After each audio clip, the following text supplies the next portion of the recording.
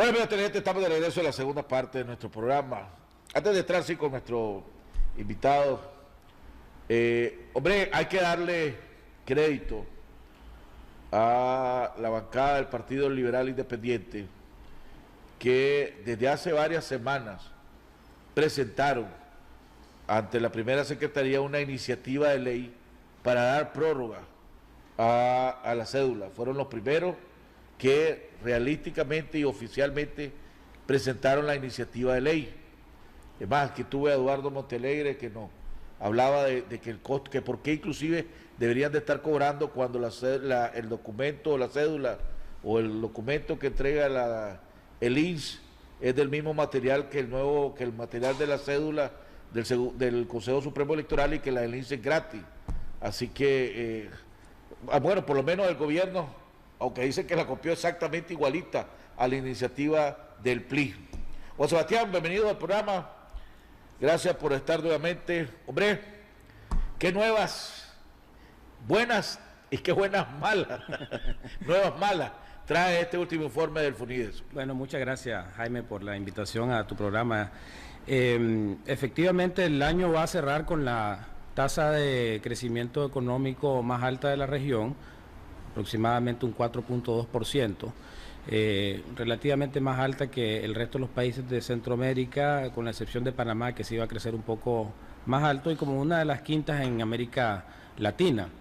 Ahora, me comentaba un amigo el fin de semana, me dice: ustedes los economistas hablan de tasas de porcentaje y la gente a veces no lo entiende, y tiene razón, en el sentido de que a veces es también importante hablar cuánto es el crecimiento en términos monetarios, ¿verdad?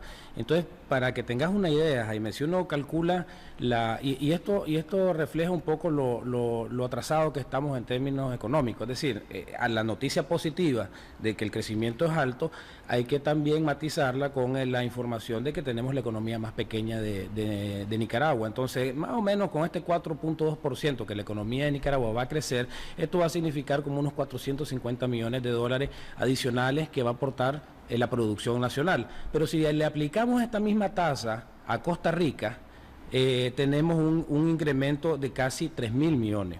Guatemala, 3.000 millones. El Salvador, 1.300 millones.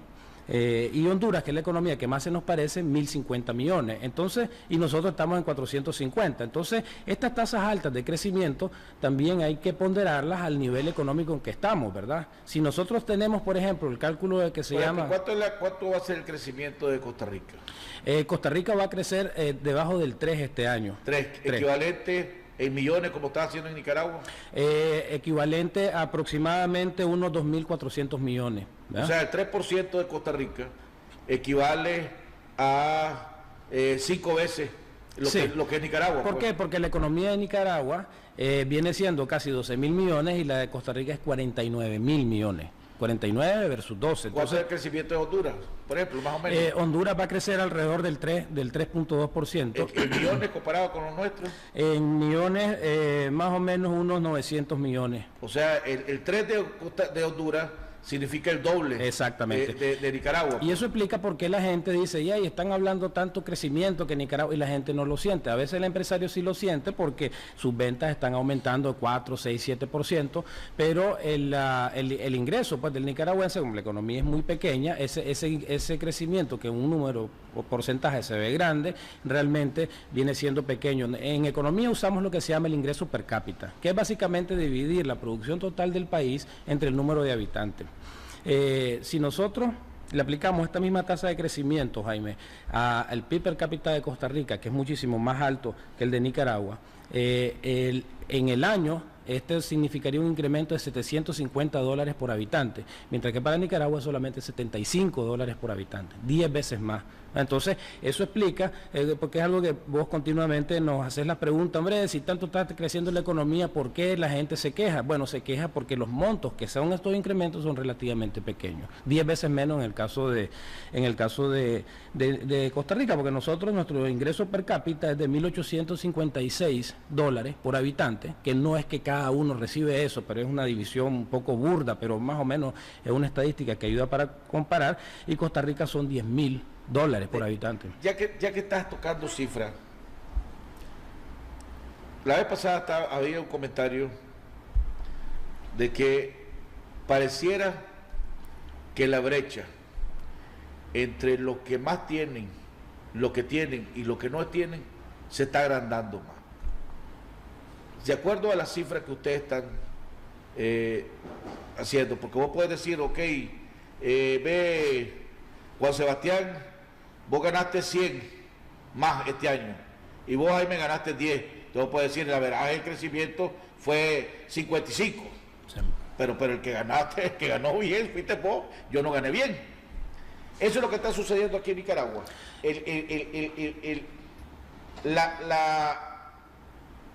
La clase pobre está estancada y la clase media alta está ganando más.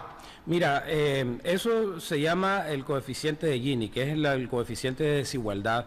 En Nicaragua prácticamente este coeficiente ha estado relativamente estable, tal vez mejorando levemente. ¿Por qué? Porque partiste de una situación en 1994, que es cuando se empiezan a medir estas cosas, de una pobreza bien profunda. O sea, había mucha gente. Entonces este crecimiento de alguna manera ha venido ayudándole a alguna gente a salir de la pobreza extrema y moverse hacia arriba en la pobreza. Ha disminuido la pobreza. El estudio de FIDE que sacó hace un par de semanas muestra que la reducción había retrocedido. Había retrocedido en uno de los años, pero si uno lo ve, digamos, en un lapso de más de 8 años, ha bajado, pero 3, 4 puntos. Según el último estudio de FIDE, la pobreza ha crecido en este país. Y podés interpretar, pongámoslo de esa manera, que la clase media se está reduciendo en este país. Bueno, ¿eso coincide con ustedes o no coincide? Sí, bueno, en primer lugar, clase media es muy poca la que hay, ¿verdad? Entonces, prácticamente estás hablando de un sector que tiene muy altos ingresos y una inmensa mayoría que tiene muy bajo ingresos. Hay distintas formas de medirlo también, porque incluso a la cifra que te referís es al número de pobres, porque si bien los porcentajes disminuyeron, la población aumentó y ahí te sale un número de pobres mayor. Entonces, pero una cosa es el nivel de pobreza y otro tema completamente diferente y más difícil de atacar es el tema de la desigualdad. La desigualdad es lo que vos has mencionado, la diferencia que hay entre este que gana más y el que gana menos, y las políticas para corregir esas desigualdades son muchísimo más complejas que las de resolver el tema de la pobreza. ¿Cómo se puede explicar que Nicaragua, siendo la economía más pequeña, pongámosle el área, y vos acabas de dar unos ejemplos de lo que significa el crecimiento en Costa Rica y Honduras comparado con lo que significa en Nicaragua, que nosotros seamos el país o el segundo país, no, somos el primer país de Centroamérica con más millonarios? O sea, la vez pasada leí un artículo de que en Nicaragua hay 200 personas que tienen 30 millones de dólares o más. Costa Rica hay 120. Panamá hay 170. El Salvador creo que son 90 y pico. Entonces uno se explica cómo puede haber en Nicaragua, ¿verdad?, 200 familias con 30 millones o 200 personas con 30 millones de dólares o más, siendo el país más pobre o el segundo país más pobre de Latinoamérica. Entonces, está fallando la estrategia que debería tener como país para crear una mayor igualdad, o lo que se está haciendo es se está creando una mayor desigualdad en Nicaragua. Bueno, mira, habría que ver esos datos, ¿verdad? Porque ¿quién lo dijo, los datos? Ya lo presentó una revista, ¿verdad?, que supuestamente tiene mucha credibilidad. Te lo voy a mandar, pues. Sí, me interesa. Porque además aumentó del último informe a este último informe, aumentaron, creo que fueron 13. Que yo me quedé asustado, pues. Y tuvimos varios en un lugar y empezamos a hacer una hoja de papel y a mencionar nombres y nombres a ver si llegamos a los 200. Y no llegábamos a los 200, pues, pero ahí supuestamente está ese artículo. Sí, porque realmente las diferencias económicas que hay con los demás países, es más, vos vas a El Salvador, a Guatemala, y el número de grupos económicos que hay no tiene nada que ver con los que hay aquí. Aquí puedes hablar de 4 o 5, allá son 15, 20. Pues entonces me sorprende mucho ese dato que desconocía. Pero independientemente de eso, hay bastante rezago, ¿verdad?, en nuestra economía. Acordate que hace 40 años nosotros estábamos con estos países, sí, en términos económicos. Entonces, la idea que en FUNIDE siempre hemos tratado de resaltar es el tema de políticas nacionales, públicas y privadas, para poder resolver estas brechas que nos están separando de los países vecinos. Y el tema de la educación, este es un tema que lo vamos a seguir tocando en el 2015, es fundamental. Bueno, ese es otro de los temas. Sí. En este estudio que ustedes hicieron, porque una de las controversias de final de año, pongámoslo, fueron las famosas reformas al Código Tributario, a las reformas tributarias que se iban a aplicar o que se hicieron y ya fueron aprobadas. Aquí tuve la oportunidad de tener a José Aguerri, a gente del sector privado, diciendo que estaban de acuerdo con esa reforma tributaria, que era una reforma que era necesaria y que los ajustes que se hicieron, lo que se hicieron es tomando en cuenta precisamente para proteger la generación de empleo, va producto de la sequía, producto de la pérdida de los TPL, etcétera. Hay otros que decían que no, que esta reforma tributaria no era justa. Vimos, por ejemplo, al exministro de Agricultura del gobierno sandinista diciendo que esto era una puñalada al cooperativismo, otros diciendo que esta era una reforma para proteger a los ricos, ¿verdad?, etcétera. Según ustedes hicieron estudios, sí, sí. ¿Quién tiene la razón de acuerdo a ustedes, por favor? Bueno, en primer lugar, una reforma a los tributos siempre va a afectar a alguien, ¿verdad? Eso no debería de sorprendernos, porque es interesante a veces ver los comentarios de algunos analistas que dicen no van a ser afectados o sí van a ser afectados, de tal manera de que hicimos un análisis y entre las cosas principales, primero un comentario general. Esta no es una reforma tributaria, yo más bien la pongo en la categoría de ser una reforma a la reforma. O sea, el ámbito de la ley es bastante más reducido, pues no es una ley de justicia tributaria como la que fue lo que yo dije, la reforma, ¿no? Sí, exactamente, no es una... tiene algunos aspectos de orden técnico de corregir algunos temas, pero sí hay definitivamente algunos sectores afectados. Por ejemplo, en el caso de las prendas de vestir, ¿verdad?, no tenían el IVA, estaban dentro de la canasta básica, amparados por el inciso 13 del artículo 127 de la ley, un listado bastante amplio donde están la chinela, las botas, los zapatos, los pantalones, todas las prendas de vestir. Estos pasan a pagar IVA a partir de la reforma, ¿verdad? Esto obviamente pues va a tener un impacto en los consumidores.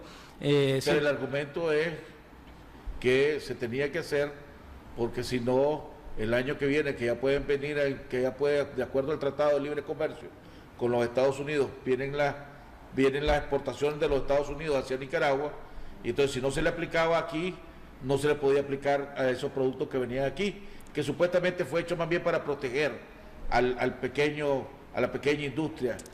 ¿Coinciden ustedes? Bueno, vos que manejás muy bien el Tratado de Libre Comercio.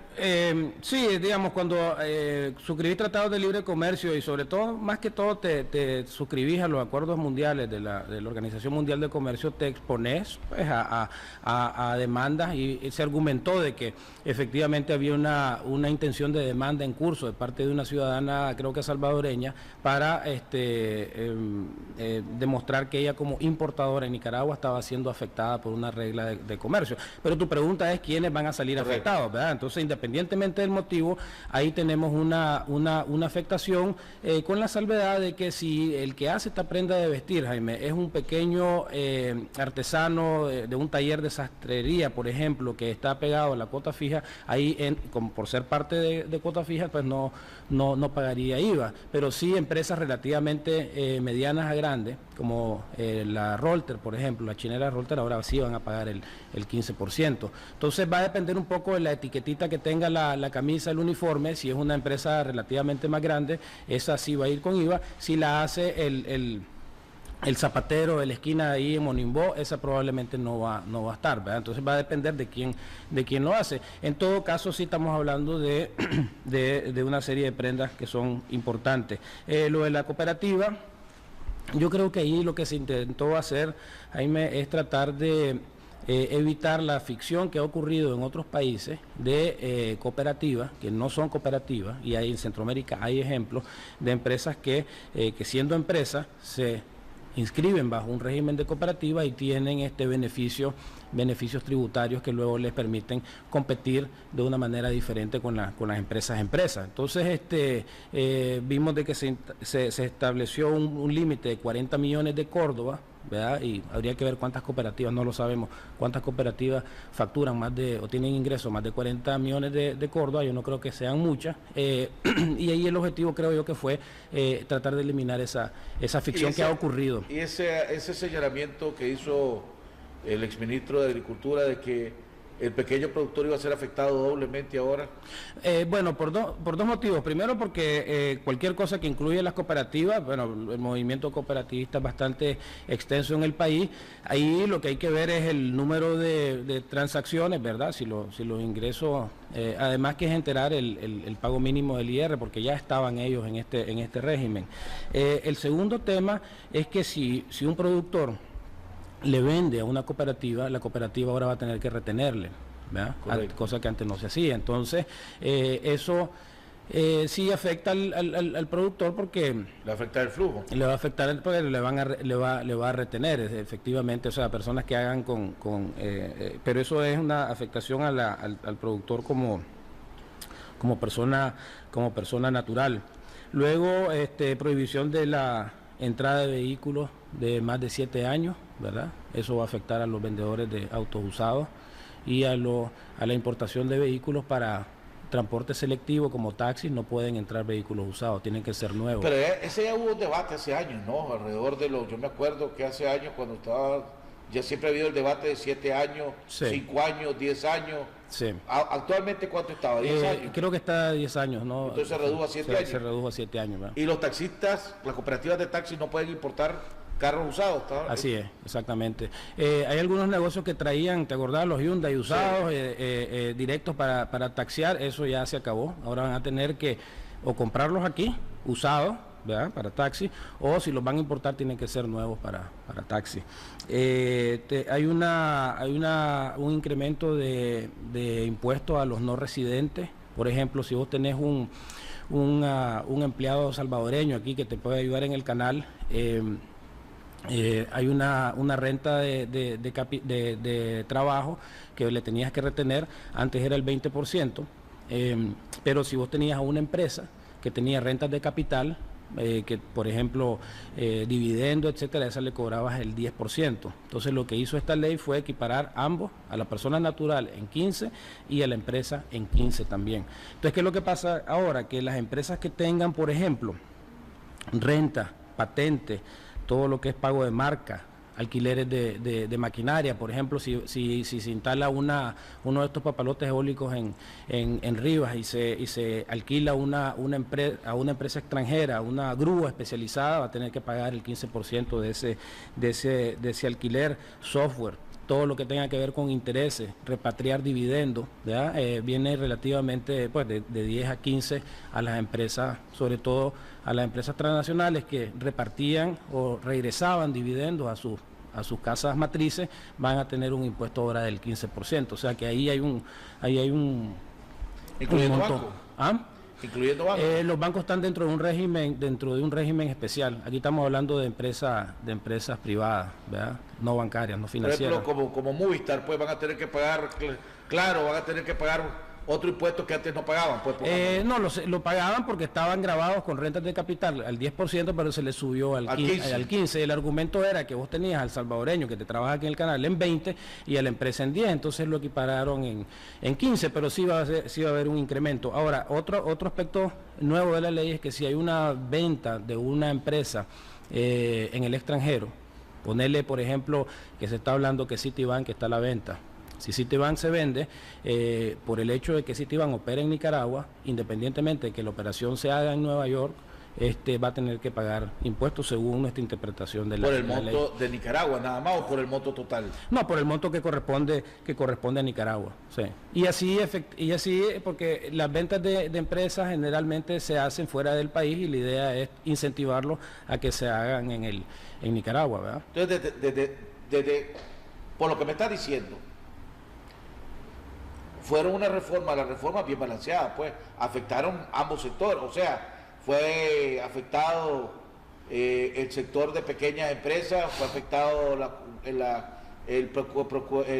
productores, el pequeño productor, pero también fueron afectadas las grandes empresas. Pues yo creo que hubo afectaciones de... O sea, fue balanceada, pongámosle pues. Pues sí, yo no le pondría adjetivos, ¿verdad? Yo diría que afecta a lugares donde había que hacer ajustes técnicos. Llama la atención, ¿verdad?, de que hay afectaciones a las rentas de capital, pues, ¿verdad? Que como vos decís, es decir, hay un cierto cobro, digamos, adicionales a transacciones grandes, digamos, ¿verdad? Pero por otro lado está la famosa exoneración a los yates y helicópteros, ¿verdad?, que ha traído bastante ruido a la discusión, de tal manera que tiene cosas en ambas direcciones, ¿verdad?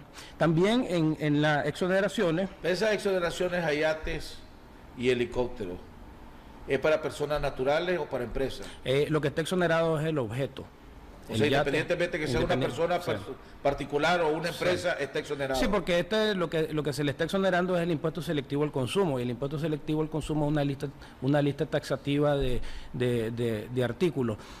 Otra exoneración es nueva, que de nuevo se incluyen exoneraciones en esta ley también, está el oxígeno para hospitales, reactivos para laboratorios y paneles solares, ¿verdad? Entonces estos se añaden a la lista de exoneraciones que ya existen.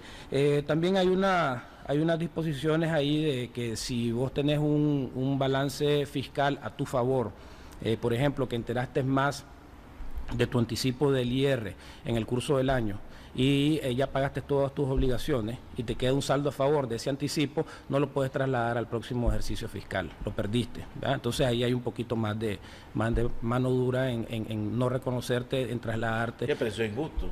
Está en la ley. ¿Y qué pero eso no lo pueden hacer retroactivo? No, retroactivo no, o sea, esto es partir de lo que te deben, si que se te debía, porque hay muchas empresas que vienen acarreando, sí, que todavía tengo a favor, ¿verdad? Esa deuda se mantiene. La que de aquí en adelante, si tenés que devolverme y no lo logro aplicar en el 2015, lo perdiste. Lo perdiste. Y un poco el argumento ahí, por ejemplo, a las empresas exportadoras, que hay empresas exportadoras bien grandes, tienen un crédito tributario del 1.5% del valor de sus exportaciones. Si una empresa exporta $100 millones, tiene créditos tributarios de 1.5 millones, ¿verdad? Y tal vez sus obligaciones fiscales son de 1.3. Esos $200.000 los perdiste, no los puedes trasladar al siguiente ejercicio fiscal. Pero sí lo puedes trasladar a otras empresas. No, pues porque eso es la obligación. ¿A otras empresas tuyas? No, porque la figura legal es la que debe o la que debe de pagar, pues. Lo que pasa es de que, por otro lado, y por el lado también positivo, es de que este reintegro tributario en la ley pasada estaba programado a desmontarse a medio punto porcentual cada año, y este beneficio que recibían las empresas exportadoras se iba a eliminar. Entonces, un poco el argumento aquí, dame y te doy, ¿verdad? Te voy a dejar el beneficio, pero solo lo puedes usar en un año fiscal, ¿verdad? No lo puedes trasladar al siguiente, versus el hecho de que te lo iba a ir quitando poco a poco y en un momento dado no ibas a tener del todo. Exactamente. Una cosa que se eliminó también es que iba a haber un desmontaje del IR de 1 punto por año hasta llegar al 25%, eso se eliminó, entonces continúa la tasa máxima del 30%. Cada vez que se tocan estas reformas tributarias, siempre se habla de que es necesario bajarle el IVA para reducir el impacto, que se va a bajar el IVA, ¿Es viable para la economía nacional, es viable para el gobierno empezar a analizar la posibilidad de bajar el IVA? Porque el IVA es una carga, pues, que todo el mundo paga y que es fuerte. Mira, es viable en el siguiente sentido, y lo que tengo es una especie de propuesta que puede ser un poco provocadora. Cuando viene gente de afuera, especialistas mundiales, sobre el tema de impuestos, le llama mucho la atención de que la carga tributaria que tiene Nicaragua es relativamente alta, si se mide con relación a la producción, a lo que genera el país. Pero al mismo tiempo dicen de que el nivel de exoneraciones es bastante alta. Entonces, lo que haces por un lado, lo perdés por el otro. Entonces, la viabilidad de la propuesta sería revisar las dos cosas, ¿verdad? Es decir, podrías estar en una situación mejor si vos reducís las exoneraciones y reducís el IVA, ¿verdad? Solo así, digamos, de alguna manera mantenés el balance fiscal, pero obviamente, y por eso es provocadora, afectás intereses, ¿verdad? Pero yo creo que es importante pensar en la revisión de las exoneraciones, porque son políticas que están entendidas a ser temporales inicialmente, ¿verdad? Para fortalecer algún sector, para que incubar el crecimiento de algún sector, no están pensados en que duren para el final de los tiempos. Pues entonces, una reducción del IVA solo podría ir acompañado, digamos, de la revisión de ambas cosas. Cosas que no tenemos mucha información. En otras partes del mundo, digamos, se detallan los sectores que están exonerados y los montos. Aquí se habla, digamos, se ha dicho de 600 millones de exoneraciones. Yo creo que eso es una exageración, pues me parece que es demasiado grande la plata, pero no se sabe exactamente el monto de estas exoneraciones. Yo creo que para comenzar a discutir sobre el tema, por lo menos debería de hacerse pública por sector cuánto es lo que el Estado está dejando de recaudar. Hablando de una última pregunta antes de irnos a un cambio, para que después regresemos a tocar otro tema. El tema de la energía eléctrica. Cuando vos decís que debería saberse cuánto es lo que se recauda, cuánto no, para tener más información. Hombre, ustedes en FUNIDES, por casualidad, tienen cuánto es la deuda del Estado con Albaniza o Albacaruna, no sé con cuál de las dos es, alrededor del subsidio de la energía eléctrica. ¿Y cuánto es y a qué interés, si es que se está pagando interés? ¿Qué hay de esa deuda? Mira, no sabemos nada, no tenemos un seguimiento de eso y creo que se debería de hacer. Es más, yo creo de que una cosa que pasó desapercibida, Jaime, y perdóname que haga una transgresión sobre el tema, pero una cosa que se pasó desapercibida la semana pasada es la aprobación de una ley que reconoce la deuda del Estado al Instituto Nicaragüense de Seguridad Social, que son 500 millones de dólares, ¿verdad? Claro. Nosotros de alguna manera criticamos la ley porque se va a 50 años, ¿verdad? Pagando 10 millones de dólares, pero fue una crítica constructiva, en el sentido de que por primera vez lo importante de esta ley es que el gobierno reconoce, ¿verdad? Y envía un mensaje clarísimo de que el INS no es una caja chica, sino que se pone una ley que te da un calendario de pago en el tiempo. Yo creo que algo similar se podría hacer con esta deuda, que unos dicen que puede andar en 180 millones.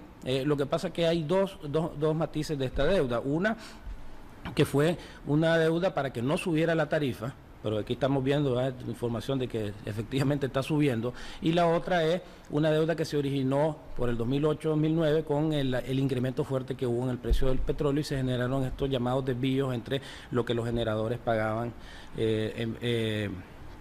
por su insumo, por su petróleo, y las tarifas bajas. Entonces estamos hablando de que podría ser más, dependiendo de cuál de esas dos deudas estamos hablando, pero realmente es muy poca la información la que se tiene. Creo que Zamora habló de que se podía pagar inclusive el año que viene, se podría pagar. Exactamente, pues entonces yo creo que esa es una propuesta interesante. Yo creo que estaría en el mejor beneficio de todos de que esta cuestión se pueda dar, y viendo la posibilidad también de que haya un reconocimiento tal vez legal, ¿verdad? A que esta deuda se vaya pagando en el tiempo y tirarla a 10 años o lo que sea, pues. ¿Qué tanto impacto negativo tiene para nuestro crecimiento económico el alto costo de energía que nosotros pagamos? Es bastante. Fíjate que en la encuesta de empresarios, que lo presentamos en este informe de coyuntura pasado, salió ya como el tercer elemento negativo para los empresarios. Hay un tema que no se habla mucho, pero no se conoce, y es la cantidad de empresas que no vienen a Nicaragua. Se habla, digamos, de que vino fulana de tal, que vino la empresa tal, que vino la marca tal, pero no se habla de las empresas que no han venido a Nicaragua por este tema en particular. Ahí, por la energía. Por la energía, porque el costo de la energía, ahí lo estás viendo en el artículo, es la más cara de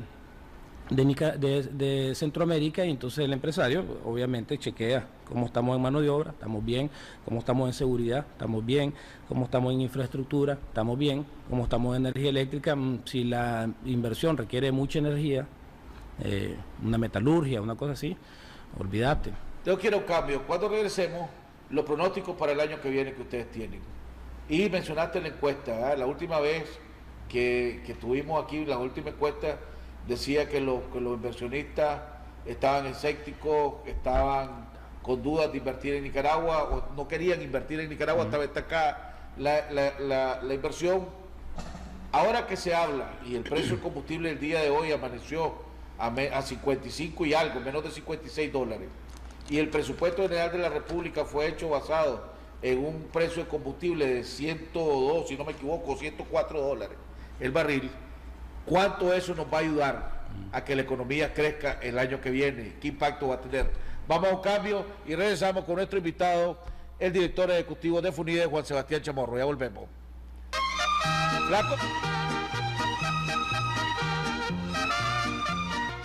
Bueno, bien, televidentes, estamos de regreso en la segunda parte, en la recta final de nuestro programa con nuestro invitado Juan Sebastián Chamorro. Aquí me acaban de comentar, Juan Sebastián dice, Nicaragua está en medio de Centroamérica e inequidad social.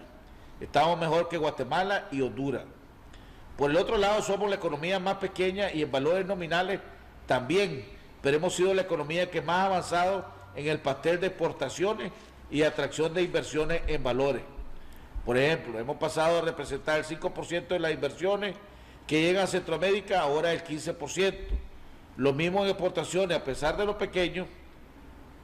Por eso es importante crecer más del 4%. La clave es el crecer más del 4%. ¿Coincidimos? Es muy cierto el comentario, y realmente la referencia que hacen las exportaciones es realmente lo que nos ha hecho crecer. El verdadero motor de la economía que ha crecido en estos años ha sido las exportaciones, y las exportaciones son el resultado de políticas de negociación, de tratados de libre comercio o acuerdos comerciales que han hecho los gobiernos para abrir puertas y poder llevar estos productos nicaragüenses que son bien recibidos a bajo arancel en los países de destino. Lo que pasa es que un 4% de Nicaragua significa un 1% de Costa Rica o un 2% de Honduras, pues, para los dos países, usando de acuerdo a las cifras que vos tenés. Sí, efectivamente, y por eso es que si nosotros estamos hablando de que queremos crecer,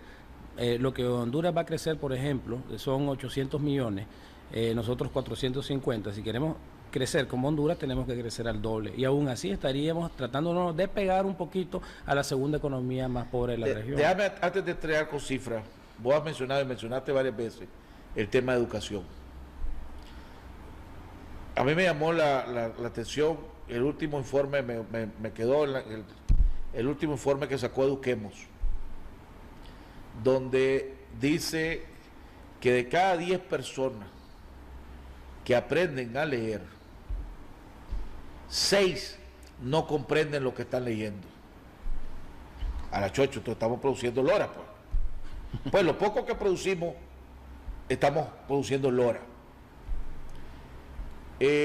Tuve aquí, la vez pasada tuve a Monseñor Silvio Fonseca, que fue el vicario de educación por muchísimos años y que ha dedicado su vida al tema de la educación. Y él decía que la educación en este país va para atrás, pero que no es por ineficiencia, sino por estrategia, dándole un toque político. De acuerdo a ustedes, a FUNIDE, que han hablado de la importancia de la educación, y todo el mundo habla de la importancia de la educación para que realmente lleguemos a crecer como que necesitamos crecer, vamos para atrás. Darte una cifra, en la programa de inversiones públicas del 2015, el que se aprobó, se van a invertir 710 millones de Córdoba en educación, y es el sexto o séptimo rubro en importancia. Le estamos dando más importancia a las carreteras, que no es que esté mal, ¿verdad? Pero las carreteras están alrededor de 4.000 millones. A las alcaldías se les está dando poquito más de 4.000 millones, ¿verdad? Y a la educación 710 millones. Yo creo de que a la cifra esta que mencionaba de los que no saben leer y entender lo que están leyendo, que de hecho lo que saben es firmar, ¿verdad? Y ahí dicen que saben escribir. Le añadiría yo el hecho de lo que está pasando con la educación secundaria. Hay aproximadamente 950.000 estudiantes en primaria y no llegamos a 450.000 en secundaria. ¿A dónde están esos 400.000 jóvenes, niños que no pasan? ¿A dónde están? Y eso explica por qué Nicaragua tiene 6.6, casi 7 años de escolaridad promedio a nivel nacional. Entonces, yo creo que no estamos avanzando a la velocidad que se quiere. ¿Cómo balancear en un país tan pobre como Nicaragua? ¿Cómo priorizar una carretera o una escuela? Si no hace la carretera, no saca los productos. No saca los productos, la gente no come. O se venden los productos más caros. Ahora, si se hace la carretera y no hace la escuela, entonces en la escuela los niños no estudian. Entonces siguen brutos.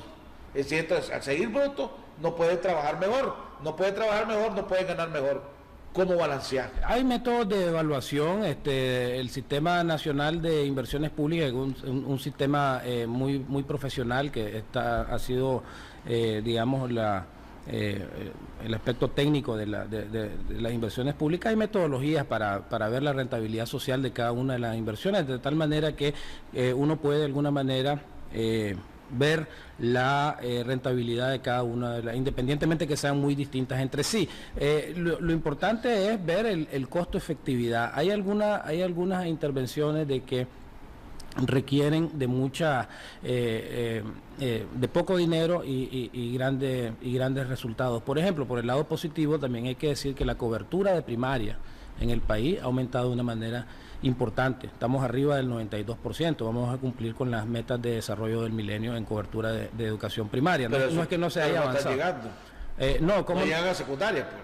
Pero no llegan a secundaria. Entonces, más que todo, que si hemos avanzado o no hemos avanzado, mi comentario va más hacia dónde tenemos que ir apuntando para el futuro, ¿verdad? De este presupuesto que vos acabas de mencionar, porque yo he oído gente que dice, no, el 15%, el 5%, el 10%, le ponen cifra de porcentaje del presupuesto, debería ser destinado a educación. ¿Ustedes coinciden con eso? Ese debería ser como el mínimo de norma de un país, decir, ok, si tengo 30.000 millones, tanto debe ser, pase lo que pase, para educación. El problema es que, ¿qué pasa si necesitas más que eso? ¿Ya? Si solo te vas con el 5%... No, como mínimo, por ejemplo. Debería haber un mínimo para que un país vaya creciendo como debe crecer. Y para eso necesitas un país, un pueblo más educado, un trabajador más educado. Debería haber un mínimo. Por ejemplo, si el presupuesto es 30.000 millones, por lo menos 3.000 millones, pongámosle, pues, 10%. Algo así es lo que debería hacerse. Bueno, establecer reglas, el tema de la educación es un tema diferente porque es una prioridad tan importante que yo me atrevería a decir que sí debería haber un mínimo. El problema de esta discusión es de que va a venir alguien y va a decir, bueno, hay que aumentarle el mínimo al sistema judicial, hay que incrementarle el mínimo a las alcaldías, y entonces el presupuesto, que es tu herramienta para resolver tus problemas como país, se te va llenando de rigideces, que luego al final del día estas leyes son bien difíciles de quitar después, porque son logros, ¿no? Entonces... Pero ya hay, por ejemplo, si ya tenés el 4% para el Poder Judicial, tenés el 6% para las universidades, podrías decir, hombre, démosle el 6% al Ministerio de Educación, pero por ley. El argumento ahí es que ya el 16% del presupuesto, que es un porcentaje alto, ya está amarrado, que no lo puedes modificar.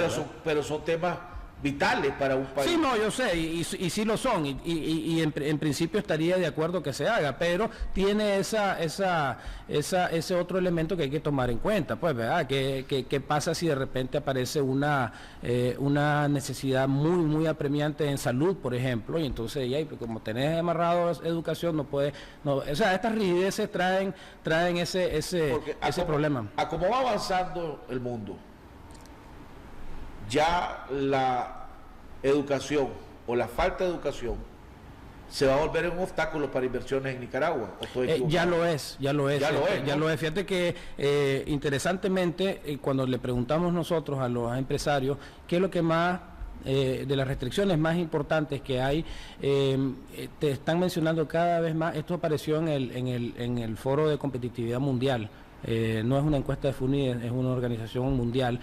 Apareció de que la sofisticación del negocio en Nicaragua va aumentando, porque está en una economía abierta, con muchas relaciones con el mundo, y te está apareciendo más de que cuesta encontrar mano de obra calificada. Ya está apareciendo esto como una necesidad. ¿Qué es lo que está pasando? Que estos negocios necesitan que hablen inglés, que te resuelvan en el momento, que estén bien preparados. Entonces, conforme va mejorando la economía, y este es un comentario que nosotros les hacíamos a los señores del gobierno, que estaban muy contentos, con toda razón, de que se había avanzado bastante en competitividad, pero nosotros les decíamos, ok, los temas que están ahora apareciendo como importantes son más difíciles de resolver. No es lo mismo mejorar el trámite de la importación de un vehículo, una cuestión de un trámite burocrático, que resolver el tema de la educación. Entonces yo les decía, tómense este logro, que es muy importante, se avanzó bastantes puntos, pero con cautela, porque en el futuro este indicador de competitividad te puede ir afectando. Entonces, sí, el tema de la educación es fundamental y lo va a seguir siendo. El número de universitarios que tiene el país ha venido aumentando, ¿verdad? Digamos, para el año 2010 se graduaron, según los números de FUNIDE, aproximadamente unos 4.000 estudiantes. En 2012, 8.400. Y esto sigue aumentando. La calidad sí que está saliendo también, que ese es otro problema. Ese es otro problema. Usted, está llegando la hora de que el país, aunque es un enorme costo político, reformar el 6%. Alguien hablaba la vez pasada de decir, no me acuerdo quién es el que estuvo aquí, de reformar el 6% y que 4% sea para las universidades y 2% para carreras técnicas, que sea como parte, ese 6% dividirlo. Mira, yo creo que hay algunas cosas que se están haciendo con el 6% que me parece bien creativo. Cambiar una ley de orden constitucional presupuestario para la universidad es prácticamente imposible. Eso es un logro que no va a pasar, por lo menos en el corto plazo. Pero han habido algunas iniciativas que se están implementando, que nosotros las sabemos de casualidad, como decimos, ¿verdad? Y es que se está utilizando las universidades para capacitar a los profesores de secundaria. Entonces, de alguna manera, ahí estás transfiriendo recursos de las universidades al sistema público de secundaria. Entonces, ese tipo de soluciones creo que son un poco más creativos que meterse a un pleito que no lo vas a ganar. Pues entonces yo creo que ese tipo de acciones... Es una iniciativa y hay que darle el crédito al cardenal Obando, la comenzó, desde que comenzó, cuando fundó la UNICA. Sí, no, la primera universidad que empezó a capacitar maestros. Y en FUNIDE hemos resaltado ese tipo de acciones. Ahora, comentabas un poco sobre el 2015, porque nos estamos quedando sin tiempo y no quería dejar pasar el tema. Las perspectivas para el 2015 se ven parecidas o incluso un poquito mejor que el 2014. En 2014 tuvimos este problema de la sequía y los temblores. En el 2015 el tema de la inversión, que en el último informe de coyuntura lo habíamos visto un poco capa caída, hemos visto del último informe de coyuntura que tuvimos, Jaime, a un repunte de las inversiones, ¿verdad? Ha aumentado un poco la contratación en construcciones, por ejemplo, y esto es una buena señal, lo cual nos hizo revisar el cierre de año ligeramente más arriba de como estábamos anteriormente, porque la inversión... ¿Por qué solo ligeramente? Es donde me llama la atención. Las condiciones pareciera que van a ser mejores el año que viene. En primer lugar, el precio del combustible y el precio debería de bajar. O pues, por lo menos todos los expertos dicen que el precio del combustible se va a mantener alrededor de 50, 60 dólares hasta el 2016. Eso nos tiene que dar, por ejemplo, que en Nicaragua, un alivio de ¿cuánto? 500, 600 millones de dólares, 500 millones de dólares al año. Eso es uno.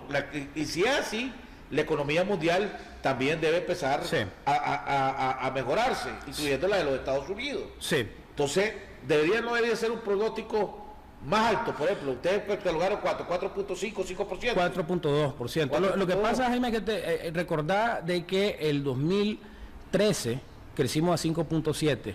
Y desde septiembre del 2013 hasta ahorita la economía ha venido desacelerándose y ahorita estamos en una tasa de alrededor del 3.7 según el Banco Central. Entonces no podemos ser muy optimistas porque estamos diciendo de que esta tendencia que viene marcándose desde hace un año, no solamente, no es que va a quedar constante como lo estamos diciendo ahora, sino que se va a revertir y que va para arriba. Yo creo que con solo el hecho de decir de que esta caída en la aceleración se paró y vamos a estar alrededor del 4,5, en sí es una noticia bastante positiva. Estos cálculos no incluyen todos los beneficios del petróleo porque a diferencia de lo que dicen estos analistas, nosotros no sabemos cuánto tiempo va a tomar esta caída del petróleo. Hay gente que dice que puede tomar menos, hay gente que puede llegar hasta el 2016, ojalá sea durante todo el 2015. Si esto se va manteniendo, entonces va a haber efectos positivos adicionales a los que ya estamos ¿Cuál es el principal peligro que ustedes avisoran para que este crecimiento no se dé? Bueno, ¿Qué se podría dar? ¿Qué escenario podría perjudicar ese crecimiento del 4.2? Realmente vemos bastante estabilidad en los pronósticos. Tal vez un temita sería la caída del apoyo de la cooperación venezolana, ¿verdad? Producto de la factura petrolera. Ese podría ser un efecto, pero está calculado ahí, pues, y no... Por ejemplo, los TPL ya lo que van a impactar ya lo impactaron. Está impactando en este momento, ¿verdad? En este informe mostramos de que el sector todavía continúa empleando gente, pero ya casi al 1.2%. Cuando el año pasado era 4%. Entonces, vamos a esperar que salga el último número, a ver si estos números ya son negativos, es decir, que estén corriendo gente. Pero en este momento todavía lo que hay es que están contratando menos gente la zona franca. Supuestamente, a partir del año que viene, hay más productos. La lista de productos que pueden exportarlos de Estados Unidos hacia Nicaragua se amplía, con menos protección. Algunos dicen que eso va a venir a afectar internamente a la producción, va a ayudar al consumidor, pero va a afectar a la producción. Eso es verdad, ustedes lo tienen contemplado, no va a ser el impacto que algunos especulan. Eso es verdad, pero el impacto va a depender del tipo de producto. Por ejemplo, la refrigeradora. Nosotros no producimos refrigeradoras. Sí. Las refrigeradoras van a bajar de las que vienen de Estados Unidos. Pero, por ejemplo, el pollo empieza, por ejemplo. El pollo ese va a bajar y entonces podría beneficiar también al consumidor de pollo.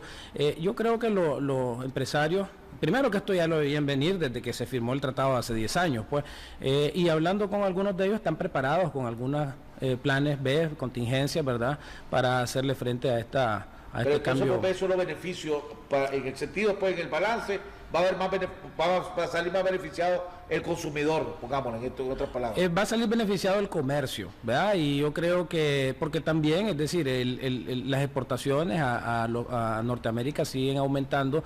Obviamente en todos estos procesos hay ganadores y perdedores. Afortunadamente el CAFTA tiene cláusulas perpetuas que protegen a el maíz, por ejemplo, y eso es una gran cosa. Pues entonces, no es algo que nosotros veamos como una catástrofe que se viene, ni mucho menos. Los empresarios, digamos, que van a tener que competir más con estas importaciones de Estados Unidos ya están preparados. Ustedes siguen en este pronóstico, en los próximos 30 segundos, sin tomar en cuenta Tumarín, ni tomar en cuenta el canal. En este momento no tenemos información, ¿verdad? Cuando la vayamos teniendo, vamos a ir incorporando cómo va a evolucionar la inversión. Sí es importante mencionar de que proyectamos un repunte de las inversiones en el 2015. ¿verdad? Hay una serie de proyectos públicos y privados, excluyendo la mega obra, que va a repuntar en las inversiones. El día de ayer estuvimos en la primera piedra de TIPTOP, que va a poner una planta de $50 millones. Es una inversión bien grande, y así vienen otras. Sí, y así vienen otras inversiones bien fuertes en el país.